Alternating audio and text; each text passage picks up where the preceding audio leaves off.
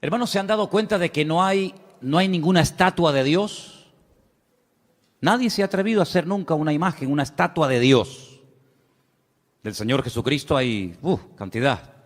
Vírgenes, santos, hay infinidad. Pero una estatua de Dios, ¿habéis visto alguna vez?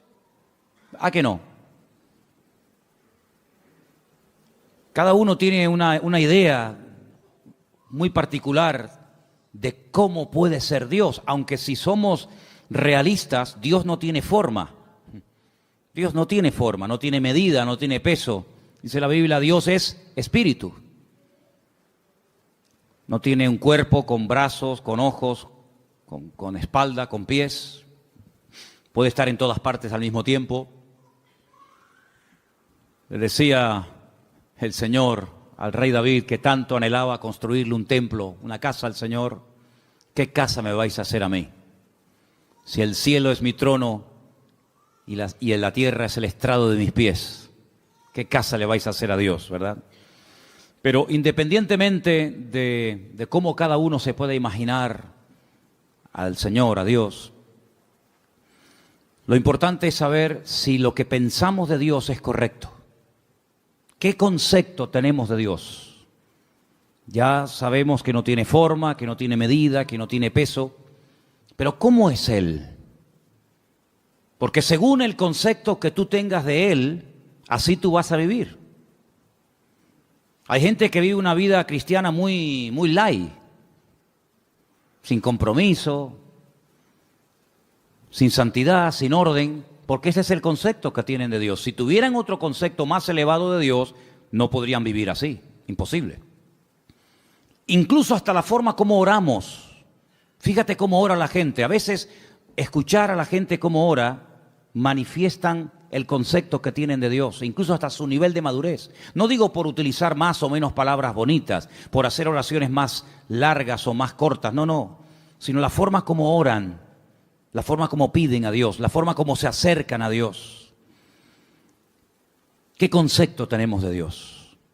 Yo quisiera empezar el mensaje de esta tarde leyendo 2 versículos, después vamos a leer más, pero vamos a comparar 2 versículos, ¿sí?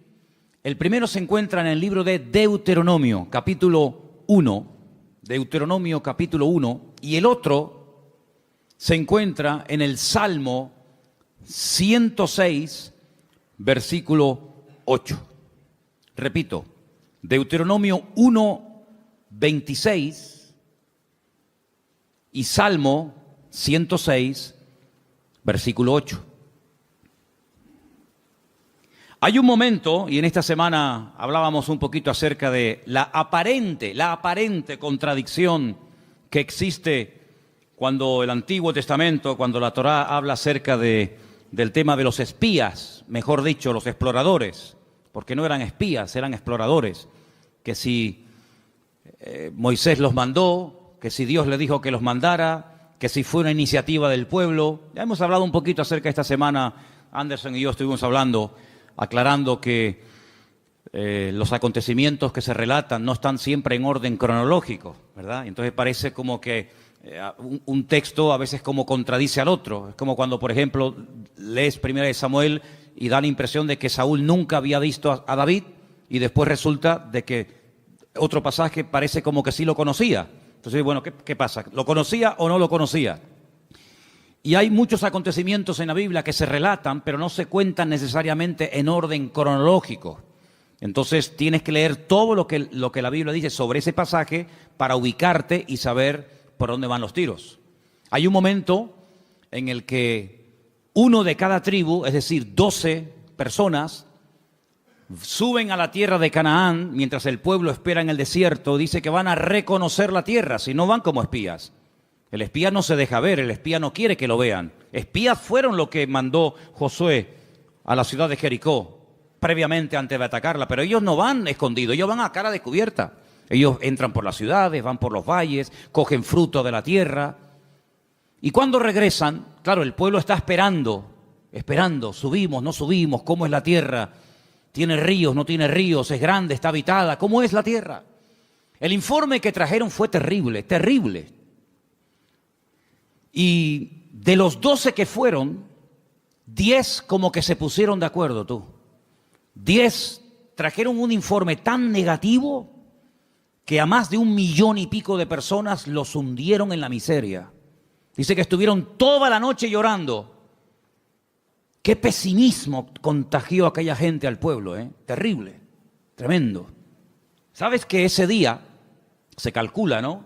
Ese día era el Tisha B'Av, era el día 9 del mes Av. A veces coincide en agosto, a veces coincide ese mes, ese día en julio, depende. Y las peores desgracias, todas las desgracias, las peores catástrofes que le han ocurrido al pueblo de Israel, todas han ocurrido el día Tisha B'Av, el día 9 del mes Av, todas. La destrucción del primer templo, 9 de Av, la destrucción del segundo templo, 9 de Av, la expulsión por parte de los reyes católicos del pueblo de Israel de España, 9 de Av, la firma de la eliminación total y absoluta de los judíos en Europa a través del régimen del Tercer Reich nazi, el día 9 de Av, etcétera, etcétera, etcétera. Y es que ese día marcaron su destino, lloraron sin causa y a lo largo de la historia el Señor les daría motivos para que lloraran con razón. El día 9 de Av. Por eso es un día triste, es un día en el que se esperan siempre todos los años en Israel que pueda ocurrir cualquier cosa. Y fíjense en el capítulo 1 del libro de Deuteronomio, a partir del versículo 26, cuando esta gente regresa, después de haber estado 40 días reconociendo el país, leemos. Sin embargo, no quisisteis subir, dice Moisés, no quisisteis subir. Antes fuisteis rebeldes al mandato del Señor vuestro Dios. Fíjate, no dice no quisisteis entrar, no, que lo podía haber dicho. Dice, no quisisteis subir. Había que subir de nivel espiritual para poder tomar posesión de la tierra del Señor. No quisisteis subir, no quisisteis madurar. Os habíais estancado, os habíais quedado acomodados a la vida del desierto. Y ahora hay que subir, amigo. Y no solamente en el sentido físico, sino también en el nivel espiritual, para tomar posesión y para alcanzar ciertas y determinadas alturas espirituales, uno tiene que subir, uno tiene que crecer. Y si no subes y si no creces, te pierdes la bendición. Y dice la Biblia que no quisieron subir. Pero no solamente no quisieron subir, sino que en el versículo 23 dice, y murmurasteis en vuestras tiendas. No es que se negaron a decir, no queremos subir, aquí nos quedamos, sino que en las tiendas donde ellos vivían en el desierto, tuvieron toda la noche murmurando, hablando mal, quejándose, lamentándose. Y fíjate lo que llegaron a decir, cómo el Señor esas conversaciones, cómo el Señor escuchó e hizo que en su palabra quedara registrado parte de lo que murmuraban en las tiendas de campaña durante la noche. Mira lo que decían. El Señor nos aborrece. ¿Cómo? Porque el Señor nos aborrece, nos ha sacado de la tierra de Egipto para entregarnos en manos del amorreo para destruirnos. Mire, hermano, si Dios hubiera querido destruir a esta gente, no hacía falta sacarlos de Egipto. No hacía falta sacar a todo el pueblo de la esclavitud en Egipto, llevarlos por el desierto y subirlos a la tierra prometida, a la tierra que fluye leche y miel para destruirlo. En el mismo Egipto podían haber sido aniquilados. Pero fíjate el concepto que ellos tienen de Dios. Y claro, según el concepto, según lo que ellos piensan de Dios, así hablan. De la abundancia del corazón, dice la Biblia, habla la boca. Como Dios nos aborrece, nos sacó de Egipto. ¿Así? Es decir, que Dios te sacó de Egipto porque te aborrece. ¿Eso es lo que tú crees? Y entonces, como nos aborrece, como nos odia, lo que quiere es ahora meternos en la tierra prometida, la tierra de Canaán, para que los habitantes de ese país, sobre todo los amorreos, nos destruyan y acaben con nosotros y con nuestras familias y con nuestros hijos y con nuestra vida. Y lo decían tan tranquilos y se quedaban tan panchos. Todos sabemos que esa noche, como acabo de decir, sellaron su destino y Dios dijo, ahora sí que no van a entrar, amigo. Ahora sí que no van a entrar. Van a entrar aquellos que dijisteis que no entrarían, que eran vuestros hijos. Es decir, la generación adulta que salió de Egipto no entró en la tierra prometida. Dios levantó una nueva generación sin esos prejuicios, sin esas ideas equivocadas y distorsionadas de Dios, y esos fueron los que entraron, y estos que hablaron mal, y estos que murmuraron, todos cayeron en el desierto, uno detrás de otro, excepto aquellos que hablaron bien, Josué y Caleb. Ellos dos sobrevivieron, con más de 80 años, ambos entraron a la tierra prometida, la vieron, la disfrutaron, la habitaron y la conquistaron, y posteriormente la repartieron, solamente ellos. Fíjate la cantidad de cosas que se puede uno perder, y la cantidad de puertas en el mundo espiritual que uno puede cerrar simplemente, digo simplemente entre comillas, por hablar mal. Perdieron la oportunidad de su vida. Pudieron haber entrado hacía 40 años, pero por la forma como hablaron, Dios dijo sí. Muy bien, se acabó. Pero no solamente no van a entrar, sino que ahora encima van a morir en el desierto. Es increíble. Así que ellos creían que Dios los aborrecía. Pero mira lo que dice el Salmo 106. Todo lo contrario. Todo lo contrario. El Salmo 106, dicho sea de paso, es un resumen de lo que ocurrió desde que salen de Egipto hasta que prácticamente entran en Canaán a través de Josué. Es un salmo muy interesante. Si quieres conocer bastante de la historia de Israel en esta época de la historia, lee el Salmo 106. Es muy interesante. Pero voy a leer solamente el versículo 8. Salmo 106, verso 8. ¿Lo tienen, hermanos? Dice, pero Él los salvó por amor de su nombre, para hacer para hacer notorio su poder. Si comparamos lo que dice Deuteronomio, y lo que decía el pueblo, y lo que el Señor dice a través del Salmo 106, no tiene nada que ver una cosa con otra. En un pasaje dice, Dios nos sacó de Egipto porque nos odia, porque nos aborrece y lo que quiere es aniquilarnos y destruirnos.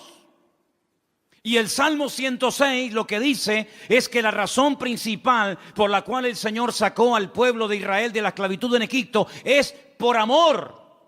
No porque los aborrecía, sino por amor. Yo pregunto, de las dos opiniones, la del pueblo y la de Dios, ¿cuál será la correcta? ¿Quién dijo la verdad? Evidentemente el Señor. ¿Quién se equivocó? ¿Quién habló mal? El pueblo. ¿Quién pagó las consecuencias de hablar mal? El pueblo. ¿Quién perdió la bendición? El pueblo. ¿Y tú crees que a nosotros no nos puede pasar hoy en día lo mismo? ¿Crees que esto solamente es algo que le pasaba a ellos en el Antiguo Testamento, pero que hoy en día da igual cómo hablemos, si nos quejamos o damos gracias al Señor? Si somos personas con una actitud, digamos, de agradecimiento y de gratitud, o estamos todo el santo día lamentándonos, que da igual.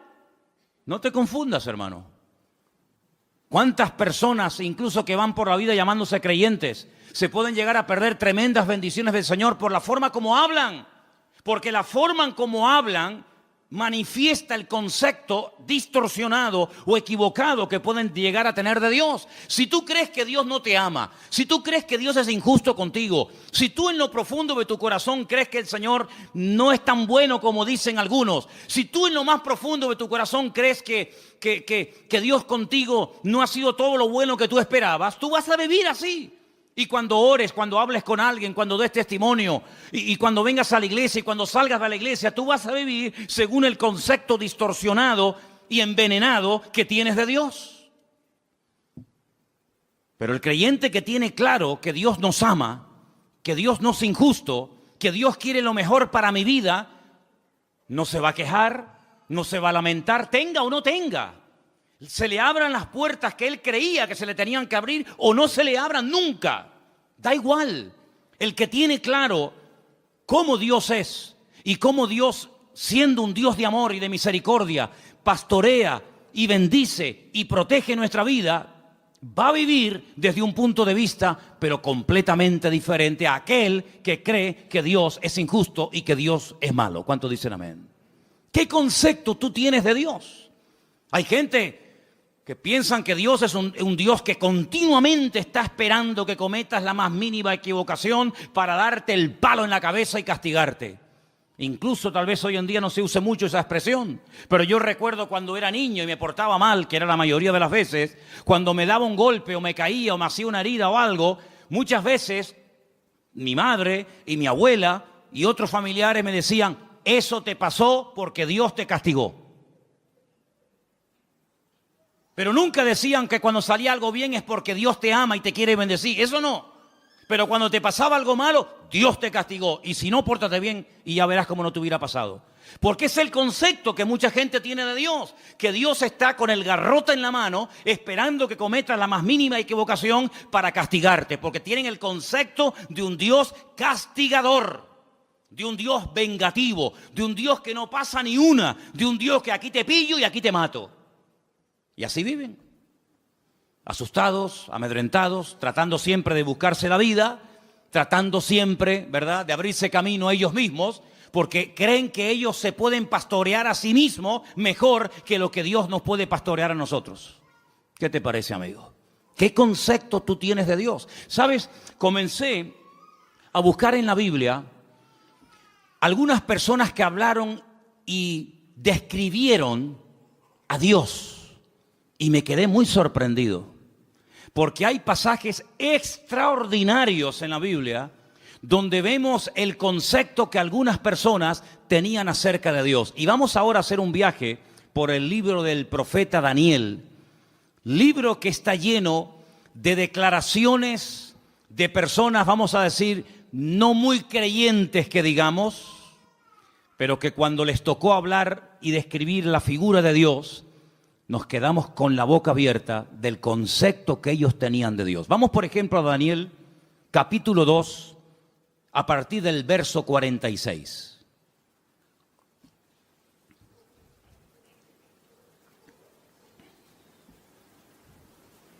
Hermano Jorge, le van a faltar brazos. ¿No será más cómodo ponerse unas gafas? ¿Eh? El capítulo 2 del libro del profeta Daniel es un capítulo muy interesante, porque hay un rey llamado Nabucodonosor. ¿Serías capaz de pronunciar ese nombre? Ah, qué bien, está bien. A mí me costó una barbaridad aprendérmelo, pero bueno, ustedes... Nabucodonosor, ok.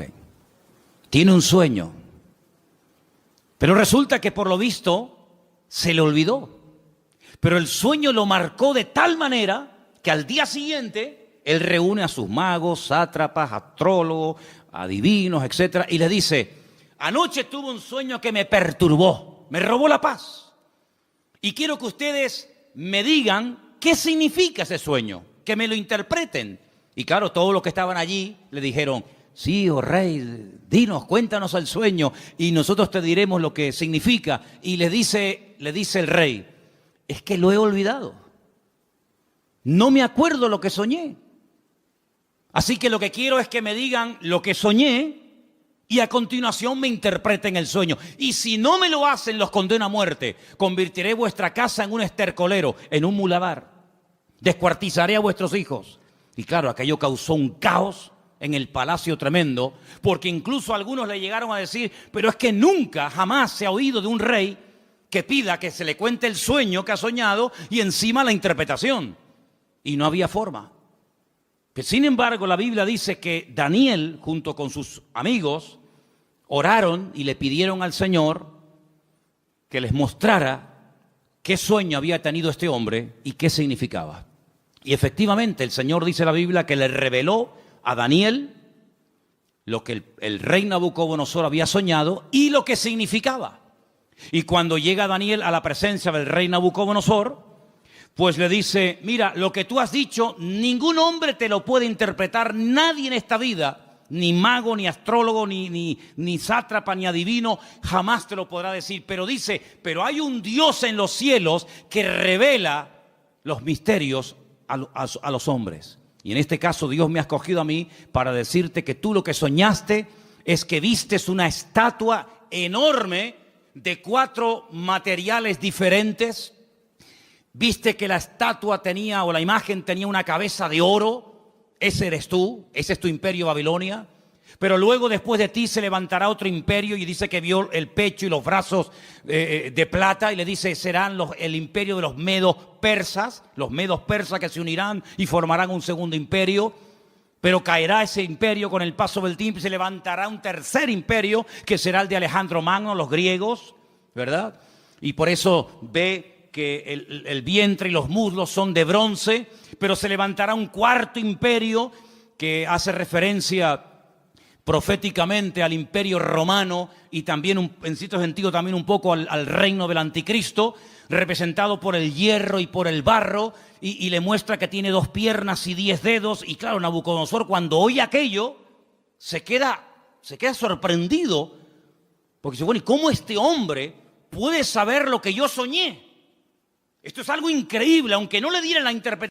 El simple hecho de que este hombre haya recibido el sueño que yo tuve, ya me deja con la boca abierta. Pero si encima me dice lo que esto significa, entonces ya esto es el máximo. Y efectivamente, el profeta Daniel se lo interpretó y le dijo, en fin, lo que iba a pasar a lo largo de la historia, los imperios, los que iban a caer, los que no iban a caer, quién iba a ser el primero, el segundo, el tercero, el cuarto, etcétera, etcétera. Y cuando termina de contarle el sueño con su correspondiente interpretación, en el capítulo 2, verso 46 del profeta Daniel, ahora habla el rey y dice, escucha, atento. Entonces el rey Nabucodonosor se postró sobre su rostro y se humilló ante Daniel. Esto es increíble. Y mandó que le ofreciesen presentes e incienso a Daniel. Y el rey habló a Daniel y le dijo, ciertamente el Dios vuestro es Dios de dioses y Señor de los reyes, y el que revela los misterios, pues pudiste revelar este misterio. ¿Cuántos dicen amén? Y ahí se da cuenta Nabucodonosor que el Dios de Daniel, que no es el suyo, dicho sea de paso, es un Dios superior. Es un Dios que es capaz de revelar cosas increíbles que ningún otro Dios en esta vida es capaz de hacerlo. Luego, el concepto que Nabucodonosor en ese momento tenía de Dios es un concepto elevadísimo. No hay otro Dios como el tuyo. Pero ustedes piensan que ese concepto, esa opinión buenísima que tenía del Dios de Daniel, hizo que este hombre cambiara radicalmente de la noche a la mañana. Nada que ver. Una cosa es que tú sepas lo que Dios es y lo que Dios hace, lo que Dios permite y lo que Dios prohíbe, y otra cosa es que tú actúes en consecuencia al conocimiento que tienes de Dios. Fíjate que Daniel le dice, agárrate a este detalle, la imagen tiene 4 materiales, oro, plata, bronce y hierro. ¿Qué es lo que ocurre? ¿Qué es lo que hace Nabucodonosor con esa interpretación? Dice, bueno, pues si los 4 materiales representan 4 imperios, yo lo que voy a hacer es ir en contra de lo que Dios ha revelado a través de este hombre, y voy a mandar a construir una imagen, una estatua enorme, curiosamente de 66 codos de alto y 6 codos de ancho, y la voy a mandar a hacer toda de oro, desde la cabeza hasta la planta de los pies, como diciendo, eso de que después de mí va a haber un imperio y después otro y después otro, de eso nada. La voy a hacer toda de oro, como diciendo, aquí el único imperio del cual se va a hablar y va a perdurar en el tiempo y en el espacio va a ser el reino de Nabucodonosor, el reino de Babilonia, que representa al oro. Y ahora en el capítulo 3, lo que vemos es al rey Nabucodonosor, en el versículo 28, ordenándole a toda la población de su reino que se postren y adoren la imagen que él ha levantado. Y ahí encontramos un pasaje increíble, extraordinario, donde vemos que hubieron 3 personas que no quisieron postrarse ante su imagen. Capítulo 3, versículo del 28 en adelante, dice así la palabra. Entonces Nabucodonosor dijo, bendito sea el Dios de ellos, de Sadrat, de Mesat, de Abednego, que envió su ángel y libró a sus siervos que confiaron en él y que no cumplieron el edicto del rey y entregaron sus cuerpos antes que servir y adorar a otro Dios que es su Dios. Por lo tanto, decreto que en todo pueblo, nación o lengua que dijere blasfemia contra el Dios de Sadrach, Mesach y Abednego, sea descuartizado y su casa sea convertida en muladar, por cuanto no hay Dios que pueda librar como este. Él se dio cuenta de que el fuego no destruyó a estos tres jóvenes valientes, porque ellos le dijeron al rey de Nabucodonosor: aunque nos des otra oportunidad, no nos vamos a postrar ante tu imagen. Nosotros solamente adoramos a Dios. Y si ese acto de adorar a Dios implica el que muramos hoy quemados, pues estamos dispuestos a morir quemados. ¿Y qué?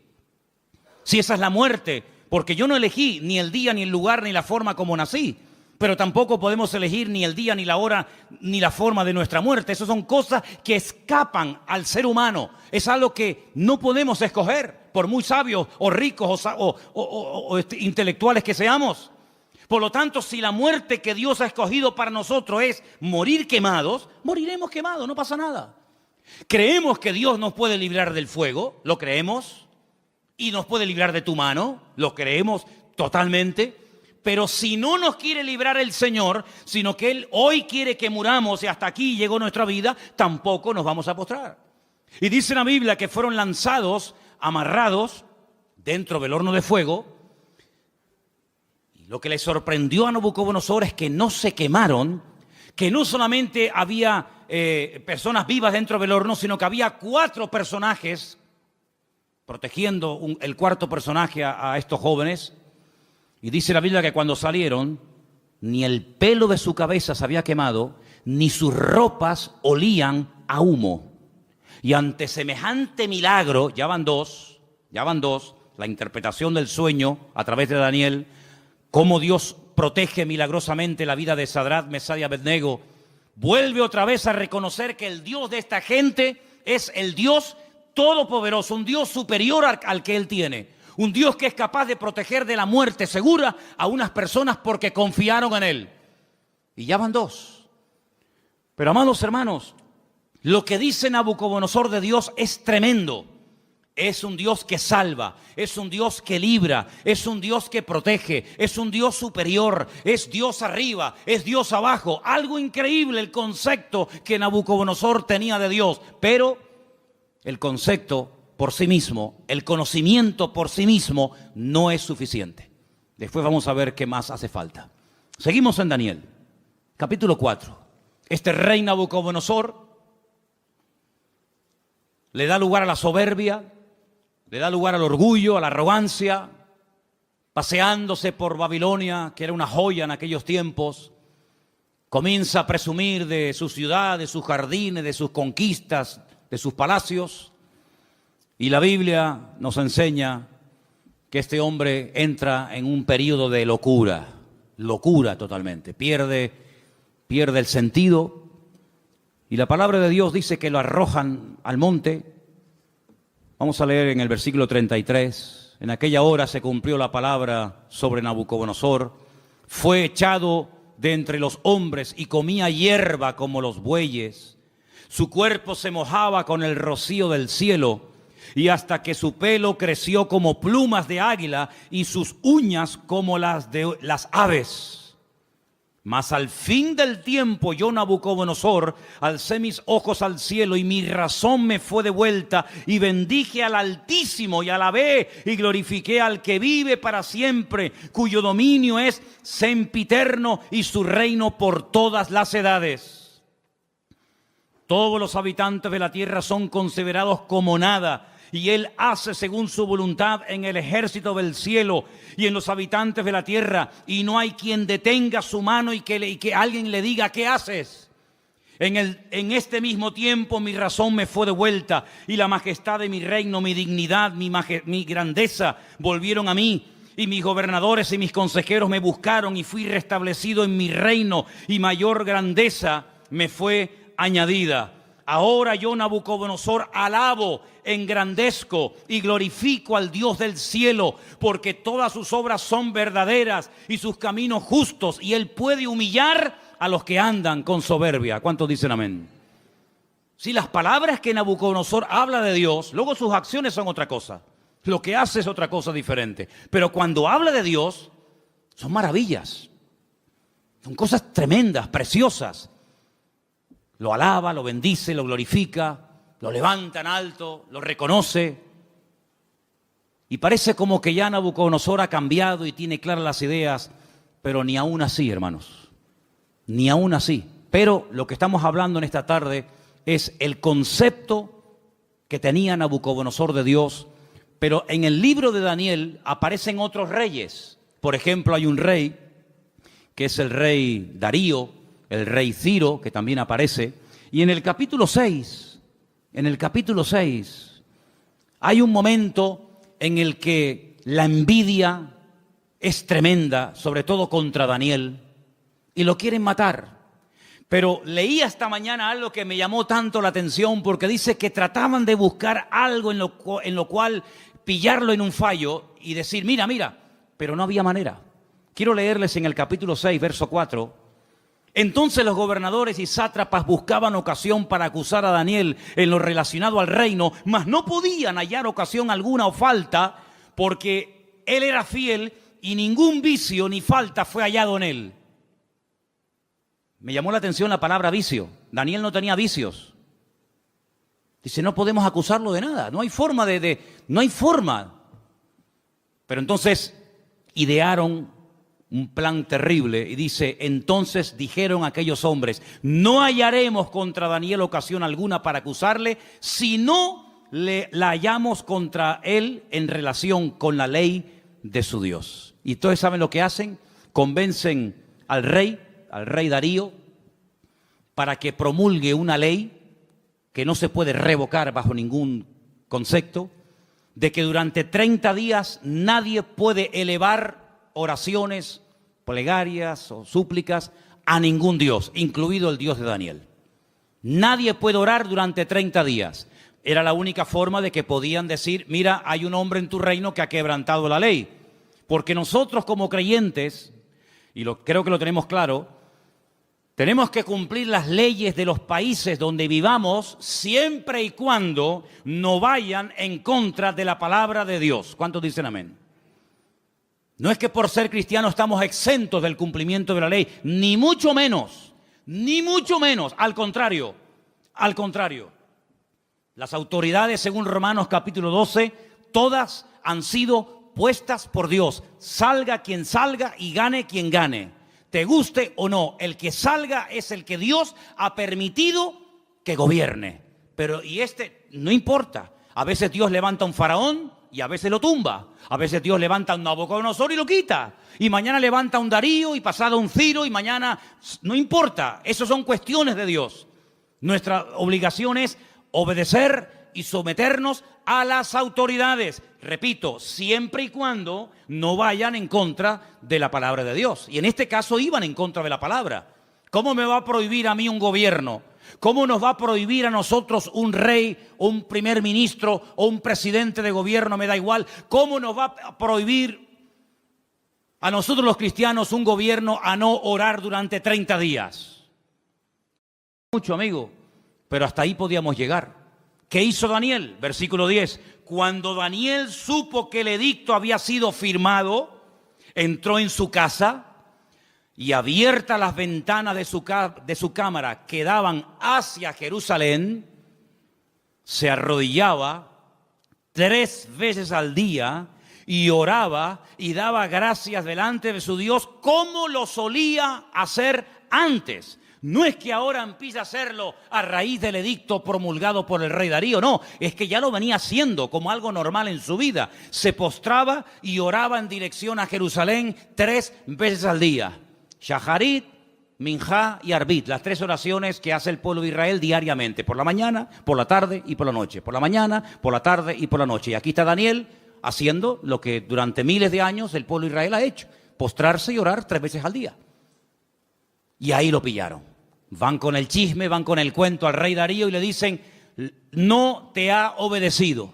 Hay un hombre en tu reino llamado Daniel que ha quebrantado la orden y merece la muerte. Claro, cuando el rey se entera de que es nada más y nada menos que Daniel, al que él respetaba, admiraba y amaba, le pesa en el corazón, pero amigo, lo firmado es ley y no te queda más remedio que sentenciarlo a muerte. En esta ocasión no vas a morir quemado, Como ya se intentó matar a tus compañeros, en esta ocasión te espera el foso de los leones. Y yo creo, hermano, que aquellos leones pasaban más hambre que el perro de un hippie, ¿eh?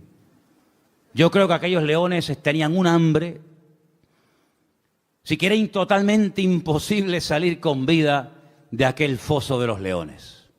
¿Qué te parece? Qué bonito es ver a un león detrás de la jaula, ¿eh? Detrás de las rejas. Me acuerdo que una vez hicimos un viaje, hago un paréntesis, estábamos viviendo en Argentina y tuvimos la oportunidad de ir al norte, bien al norte de Argentina, a la provincia de Misiones. Y allí había un matrimonio que nos hospedó, un matrimonio de alemanes. Y un día nos quisieron llevar a las famosas cataratas de Iguazú, las cataratas más grandes del mundo y las más hermosas. Y por el camino paramos y entramos en un zoológico que la verdad que era deprimente, el zoológico aquel. Pero bueno, entramos. Y había una valla, una tela metálica tan fina que yo decía, pero esto es un peligro. ¿Cómo pueden tener a un león con una vallita que era de papel, aquello?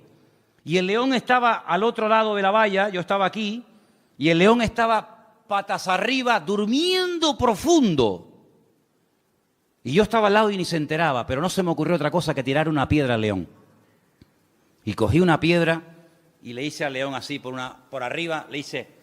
¡Pum! Le tiré el león, mire hermano, el león se viró, pegó un rugido que todavía lo tengo dentro y no se me ha ido, y eso fue en el año 90, fíjese lo que le digo. Qué miedo pasé, hermano, de verdad, qué miedo pasé. Un león enfadado es terrible, ¿eh? Terrible.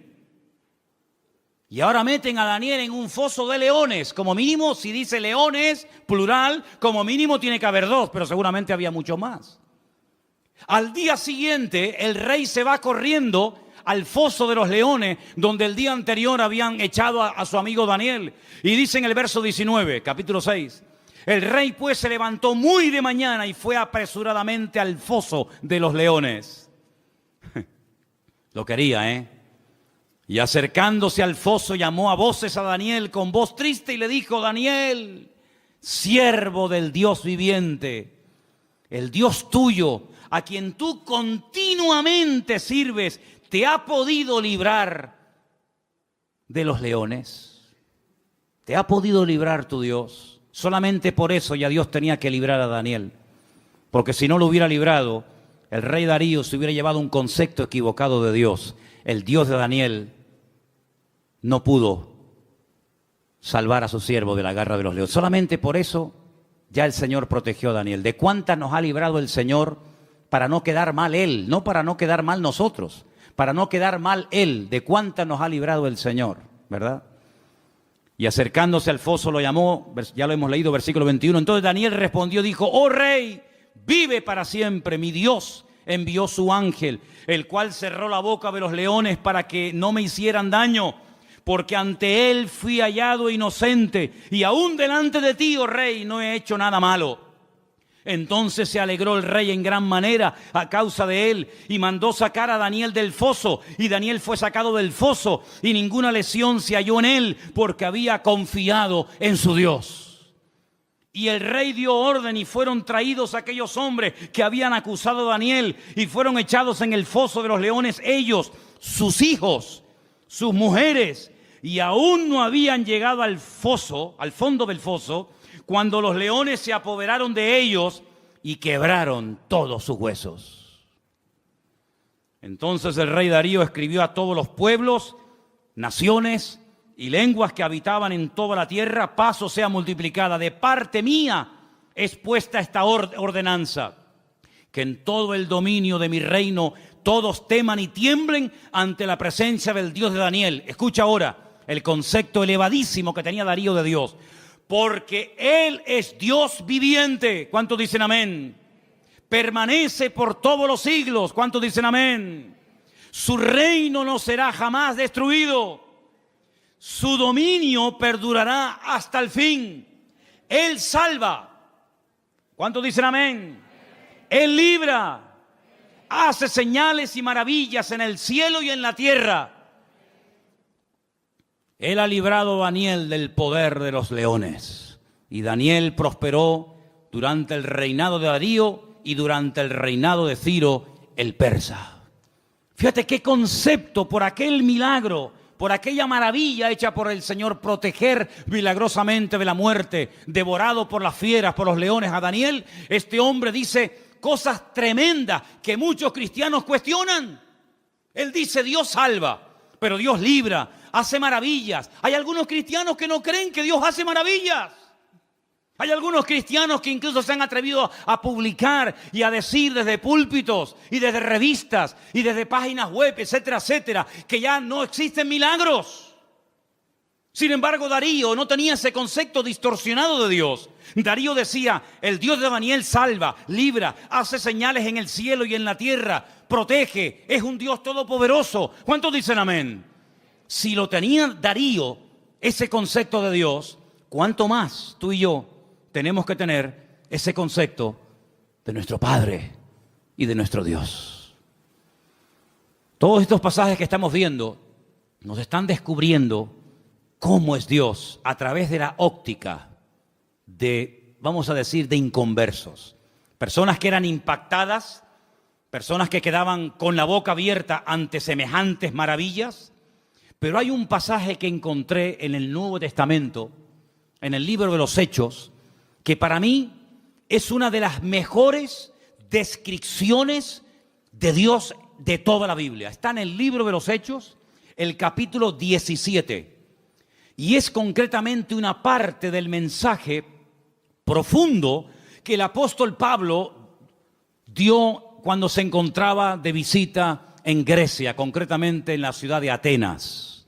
En el capítulo 17 del libro de los Hechos, a partir del verso 24, Pablo, hablándole a aquella gente allí en Grecia, dice, si quieren arrancamos desde el versículo 22, ¿vale? Hechos 17, 22. Entonces Pablo, puesto en pie en medio del Areópago, dijo: varones atenienses, en todo observo que sois muy religiosos. Qué curioso cómo eran los griegos, ¿eh?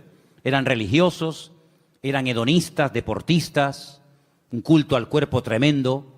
Es una sociedad muy, muy parecida a la que vivimos nosotros hoy en día, ¿verdad? No eran ateos, eran muy religiosos. Dice, porque pasando y mirando vuestros santuarios, hallé también un altar en el cual estaba esta inscripción: al Dios no conocido. Tenían un altar donde no había ningún Dios, pero habían puesto una inscripción, una placa que decía esto: al Dios no conocido, al que vosotros adoráis sin conocerle. Y ese es el Dios que yo vengo a anunciar. Y Pablo dice, verso 24, escucha ahora: el Dios que hizo el mundo y todas las cosas que en él hay. ¿Puede decir amén a esto? Es un Dios creador, el que creó el mundo. Es decir, no se creó solo. Vino una explosión y a través de una serie infinita de coincidencias apareció en su lugar, tal y como las conocemos hoy en día, lo que llamamos sol, luna, plantas, árboles, animales, planetas, etcétera, etcétera. No es así. Es el Dios creador que ha puesto todo en su sitio, que le ha dado color, forma y diseño. Es el Dios todopoderoso. Y sigue diciendo, siendo Señor del cielo y de la tierra. La palabra Señor, sabéis que es la palabra amo.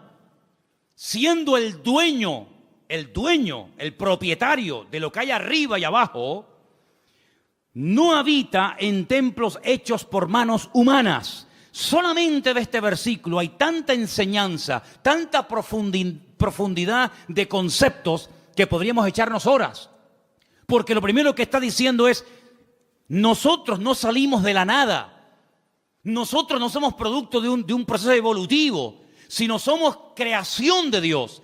Y ese Dios que es el dueño ha decidido no vivir en templos. ¿Qué les está diciendo a los atenienses? Que vuestros templos no pueden contener su persona, su presencia, porque Él ha tomado unilateralmente la decisión de no vivir en templos. Luego les está tirando por tierra toda su religiosidad. Y sigue diciendo, ni es honrado por manos de hombres, como si necesitase algo. Pues Él es quien da a todos vida y aliento y todas las cosas. Es la existencia misma. Es el que hace que las cosas existan. Es el que transmite vida. Es el que hace que todo funcione perfectamente. Es el que hace que haya estaciones. Es el que hace que soplen los vientos de un lugar y se vayan por otro. Es el que hace que el sol cada mañana salga del mismo lado hace miles de años y se oculte por el mismo lado. Es el que hace que la tierra gire siempre en la misma dirección y a la misma velocidad. No es un Dios que hoy en día dice, no, que no se mueva, ahora que se mueva. Es un Dios que tiene un control absoluto de la creación. No ha perdido el control. No se le ha vuelto en contra la creación. Él da vida. Y si Él no diera la vida, nada funcionaría. Porque el hombre puede alargar y puede cortar la vida, pero no puede crearla, no puede diseñarla. Y Él está hablando de un Dios que da la vida, un Dios que ha formado, un Dios que ha creado, etcétera, etcétera. Y sigue diciendo, de una sangre ha hecho todo el linaje de los hombres. Está hablando de Adán. De Él vienen todos, de Él venimos todos. Para que habiten sobre toda la faz de la tierra, y les ha prefijado el orden de los tiempos y los límites de su habitación. Esto es impresionante lo que está diciendo Pablo aquí. Él es el que ha dado límite, ha puesto tiempos. ¿Cuánto tiene que vivir un elefante? ¿Cuánto tiene que vivir un loro? ¿Cuánto tiene que vivir el hombre? ¿Cuánto tiene que vivir? Él ha puesto límites, Él ha puesto tiempos. No es algo que siempre ha existido, como decía Aristóteles, que esto siempre ha existido, la eternidad del universo. No, el universo no es eterno. Tiene un principio y tendrá un fin. Y no solamente eso, sino que ha puesto límites, fronteras, que no tiene que ver con murallas, ni con rejas, ni con alambre de púas. Pero Él, desde el libro del Génesis, le dijo a cada nación y a cada pueblo, a las 70 que había en aquel momento, de la cual salieron todas las que existen hoy en día, dónde tenían que vivir cada nación y cada pueblo. Y lo he dicho infinidad de ocasiones, cada vez que un pueblo ha querido ir más allá del territorio que en el principio el eterno creador del universo y de la tierra le dio a los seres humanos, ha habido problemas. Y cuando los del norte quieren apropiarse de los del sur, y cuando los europeos quieren apropiarse de un continente, y cuando los de este continente quieren saltar a otro, se produce un caos, se produce un desorden, porque Dios estableció dónde tenían que vivir los pueblos. Y dotó al ser humano de unas características para vivir en el sur que no dotó a ese ser humano para vivir en el norte o viceversa. Y Dios lo que está haciendo es poner en orden el mundo, así como puso el sol aquí, no allá, aquí lo puso. Y así como puso la tierra en este lugar y no la puso en la otra punta de la galaxia, Dios ha puesto a los hombres donde Él ha querido y como Él ha querido. Porque es un Dios que controla y ordena la creación. Y el hombre siempre tratando de alterar el orden de Dios. Dice, para que busquen a Dios, si en alguna manera palpando puedan hallarle, aunque ciertamente no está lejos de cada uno de vosotros. Porque en Él vivimos y nos movemos y somos. Eso es increíble, ese concepto. En Él vivimos, nos movemos y somos, como algunos de vuestros propios poetas también han dicho, porque linaje suyo somos. Siendo pues linaje de Dios, no debemos pensar que la divinidad sea semejante a oro, plata, piedra, esculturas de arte, imágenes de hombre. Pero Dios, escucha, Dios, habiendo pasado por alto los tiempos de esta ignorancia, ahora manda a todos los hombres en todo lugar que se arrepientan. A todos, absolutamente a todos. Por cuanto ha establecido un día, por el cual juzgará al mundo con justicia por aquel varón a quien designó. Está hablando del Señor Jesús, dando fe a todos con haberle levantado de los muertos. Y ahí ya se rompió la armonía, porque cuando oyeron de lo de la resurrección, eso era algo que no les cabía en la cabeza, y ahí le dijeron, bueno, ya te escucharemos en otra ocasión, en otro día, en otro momento. El concepto que Pablo tenía de Dios era un concepto no distorsionado, no equivocado ni envenenado, sino era un concepto correcto y exacto. Y la pregunta que tenemos que volver a hacer nosotros en el día de hoy, ¿qué concepto tenemos nosotros de Dios? ¿Cómo tratamos a Dios? Muchas veces le decimos a Dios cómo nos tiene que tratar a nosotros. Pero la pregunta es, ¿cómo estamos nosotros tratando a Dios? Queremos que Él nos sane cuando estamos enfermos. Queremos que Él supla nuestras necesidades cuando necesitamos que sean suplidas. Queremos que nos haga compañía cuando nos sentimos solos. Queremos que nos dé trabajo cuando nos falta. Queremos que nuestros hijos estén sanos y robustos y con trabajos y bien. Todo eso está bien claro. Pero la pregunta es, ¿cómo tú estás tratando a Dios? Algunos ni se lo han planteado. Algunos viven en una ignorancia tan grande que lo único que le preocupa es el aquí y el ahora. Comamos y bebamos porque mañana moriremos. Ese es el eslogan de la sociedad y de muchas personas hoy en día. ¿Qué más da si hay cielo, si hay infierno, si mañana me muero o no me muero? Es el día de hoy lo que me preocupa. Ya mañana ya Dios dirá, ¿verdad? Para quedar bien. ¿Qué concepto tú tienes de Dios? Depende del concepto que tengas, estarás hablando de tu nivel de madurez. Y así vivirás, y así hablarás, y así te comportarás con tus semejantes. Y cuando vamos a la palabra de Dios, vemos que ese Dios real, vivo y verdadero, que es el único que existe, que es uno, se ha dado a conocer de varias formas. Primero, a través de la creación.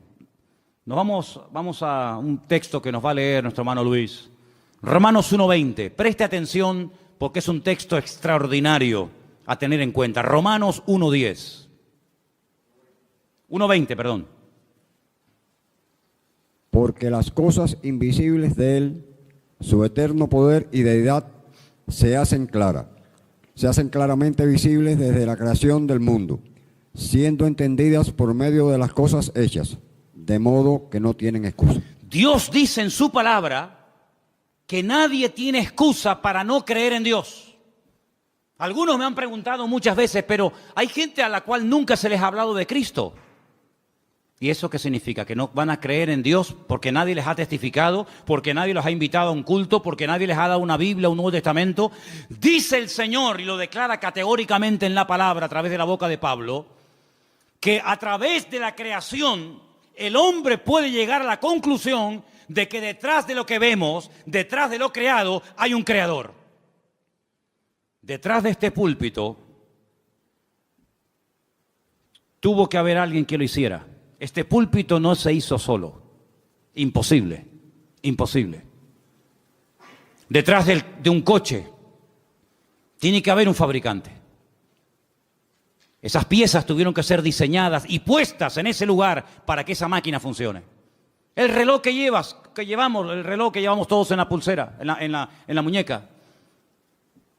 Ese reloj me habla de que tuvo que haber alguien que lo diseñara, alguien que lo creara, alguien que lo pusiera ahí. Cada pieza, cada tornillo. Sí, detrás de lo creado hay un creador.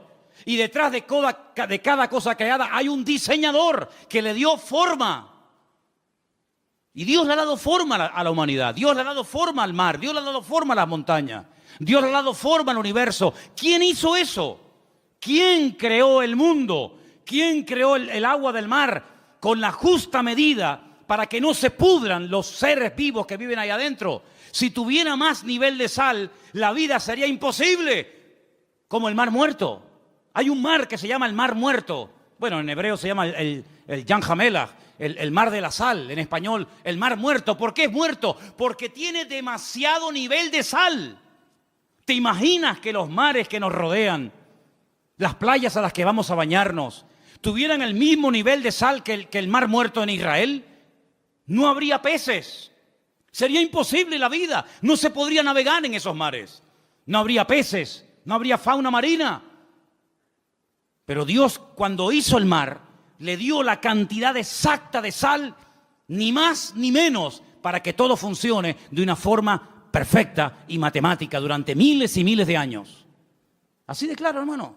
Si el sol estuviera un poco más cerca, sería imposible la vida en el planeta Tierra. Moriríamos todos achicharrados, quemados. Si el sol estuviera más lejos, la vida en la Tierra sería imposible. Se congelaría la Tierra.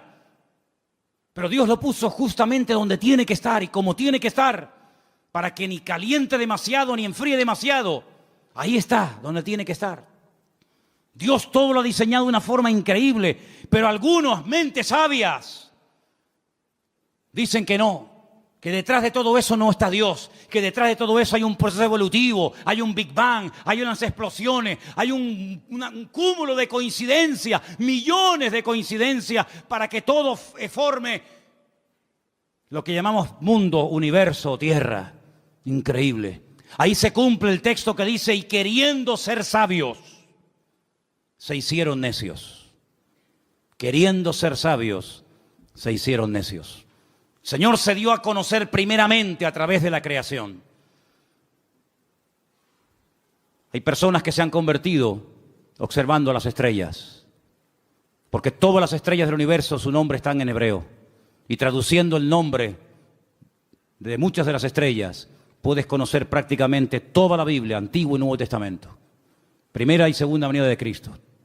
Ya sé que no es un método que hoy en día utiliza el Señor, pero hubo durante muchas generaciones y siglos, un sistema que le permitía al hombre leer, descifrar el mensaje de Dios en las estrellas. De ahí que el diablo después se levantara y creara o inventara la famosa astrología, tratando de manipular el universo, ¿verdad? Y tratando de decirle al hombre que esta estrella o aquella o la otra ejercía una influencia mejor o mayor o positiva o negativa sobre el carácter, la personalidad de la gente. Y de ahí viene todo el sistema de horóscopos y toda esa historia. Pero hubo un momento en la historia en el que los hombres sabían interpretar y leer las estrellas. Y los magos de Oriente vinieron a Belén guiados por una estrella, no por una, sino por su estrella. Y se dieron cuenta de que las estrellas se habían alineado. Y cuando interpretaron y vieron Betulá y vieron Ari y vieron todas las estrellas, ellos dijeron, ha nacido el Mesías. Porque ellos supieron leer el mensaje, cosa que hoy en día pues ni se puede ver ni se puede interpretar. Y hay otro momento en el que Dios utilizó otro sistema. Y dice la Biblia en Hebreos, que también lo vamos a leer ahora, que Dios habló muchas veces, muchas formas y maneras distintas.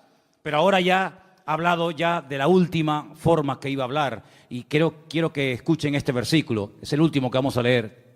En Hebreos capítulo 1, a partir del versículo 1 en adelante, dice así.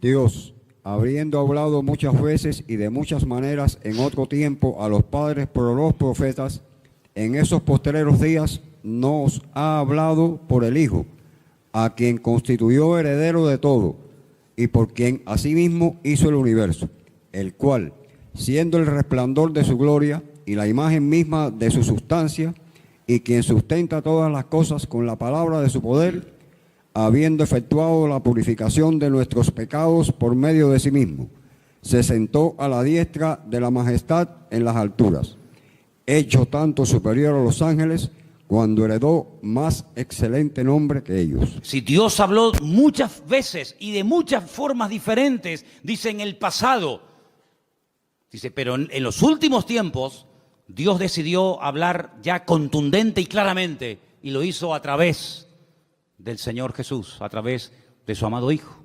Eso es lo que dice la palabra. Así que si no te sirve la creación, Dios se reveló en su palabra. Si no te gusta leer la Biblia o no la conoces, Dios te habló a través de Jesús. Pero no hay excusa, no hay ninguna excusa.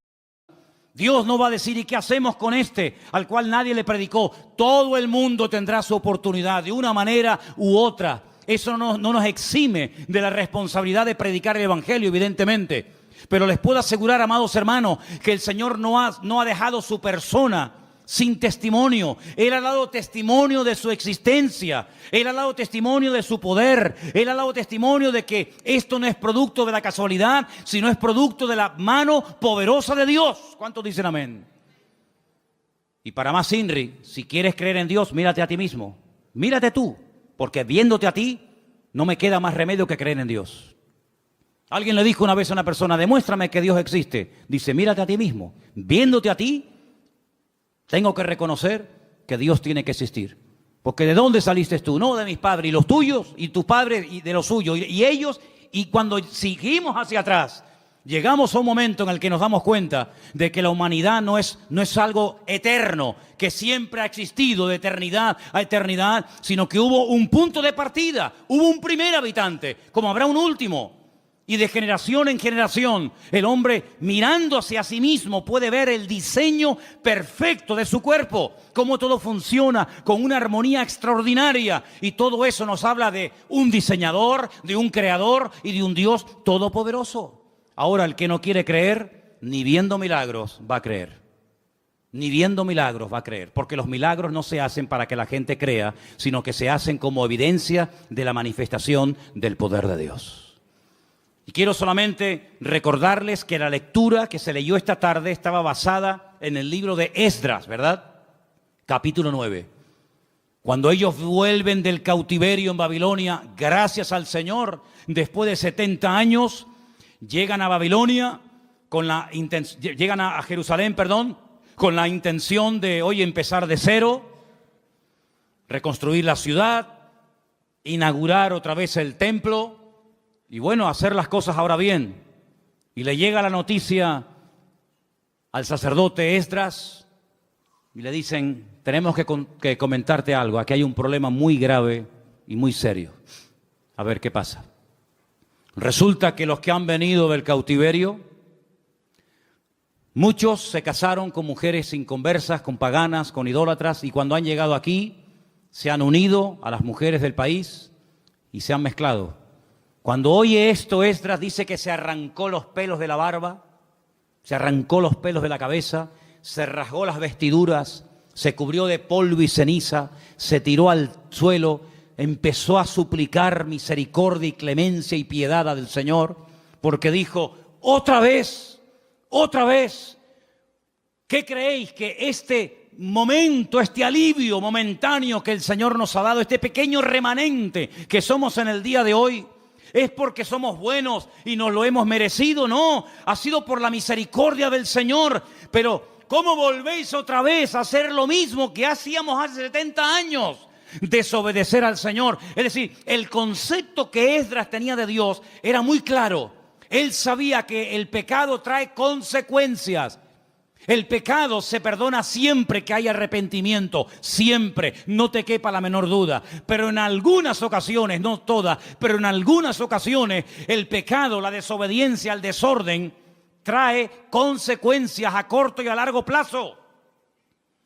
Y este hombre se pone a orar, todo el capítulo 9, léanlo, es una maravilla. Todo el capítulo 9 de Esdras es una oración enorme, donde este hombre dice: no habéis aprendido del pasado. Volvéis otra vez a cometer lo mismo que hace 70 años atrás. ¿No os dais cuenta que esta fue una de las causas por las cuales fuimos atacados y destruidos y humillados?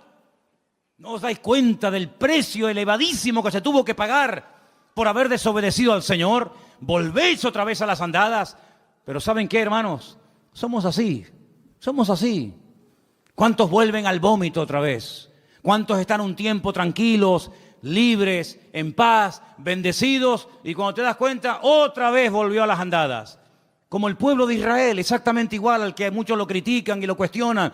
El corazón del ser humano es el mismo, da igual si es judío, si es gentil, si es americano, si es europeo, da igual. No terminamos de aprender, no terminamos de interiorizar la gran verdad de que Dios es un Dios santo.